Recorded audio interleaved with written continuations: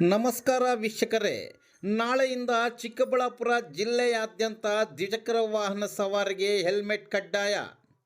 ಚಿಂತಾಮಣಿ ತಾಲೂಕಿನ Batlalli police ಠಾಣೆಯಿಂದ auto ಮೂಲಕ ಗ್ರಾಮಾಂತರ ಪ್ರದೇಶದಲ್ಲಿ ಪ್ರಚಾರ ಮಾಡುತ್ತಿರುವ ದೃಶ್ಯ ಗಮನಿಸಬಹುದು.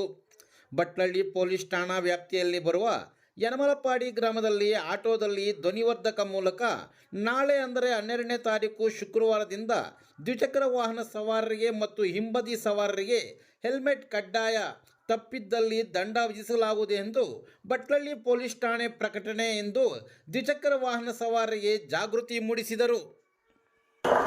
ಬಟ್ಲಹಳ್ಳಿ ಪೊಲೀಸ್ ಪ್ರಕಟಣೆ.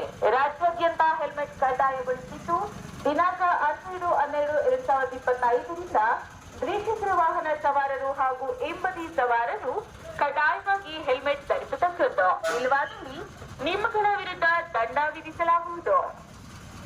ಬಟ್ಲಹಳ್ಳಿ ಪೊಲೀಸ್ ಠಾಣೆಯ ಪ್ರಕಟಣೆ. ರಾಜ್ಯಾದ್ಯಂತ ಹೆಲ್ಮೆಟ್ ಕಡ್ಡಾಯಗೊಳಿಸಿದ್ದು ದಿನಾಂಕ 12/12/2025ರಿಂದ ದ್ವಿಚಕ್ರ ವಾಹನ ಸವಾರರು ಹಾಗೂ ಹಿಂಬದಿಯ ಸವಾರರು ಕಡ್ಡಾಯವಾಗಿ ಹೆಲ್ಮೆಟ್ ಧರಿಸತಕ್ಕದ್ದು.